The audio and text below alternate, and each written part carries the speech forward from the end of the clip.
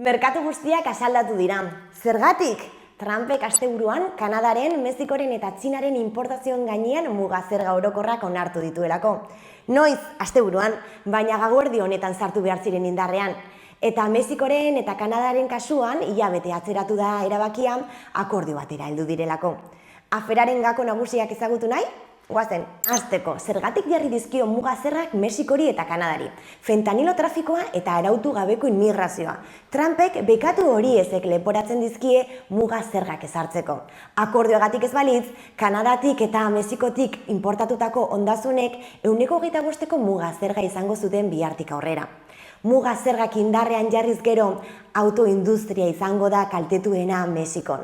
Adituen arabera, muga zergak luzaroan egongo balia indarrean, baliteke atzeraldi ekonomikoa izatea bi herrialdeek.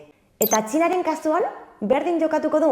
Txina ere ez da libratzen Amerikako Estatu Batuetara fentaniloa sartzearen akusaziotik. Dena dela, nahiko argi dago, Txinaren eta Amerikako Estatu Batuen arteko botere borroka beste neurri batekoa dela. Eta Pekin askoz ere etzai indartsuagoa dela Kanada eta Mexiko baino. Nola erantzungo dio Txinak Trumpi? Oraingoz, Txinak esan du munduko merkataritza erakundera joko duela, baina oso neurri simbolikoa da, Amerikako Estatu Batuek ez baitute epailerik onartzen. Pentsatzekoa da Txinak badituela tresnak eta moduak Trumpen mugazergetatik libratzeko edo haiek arintzeko. Eta Europarekin, nola jokatuko du? Trumpek zalantzarako tarte gutxi utzi zuen igandean esan baitzuen Amerikako Estatu Batuek Europako Batasunari muga zergak jartzea denbora kontua baino ez dela. Zenbat muga zerga? Zeren gainean hori ez dago horren argi.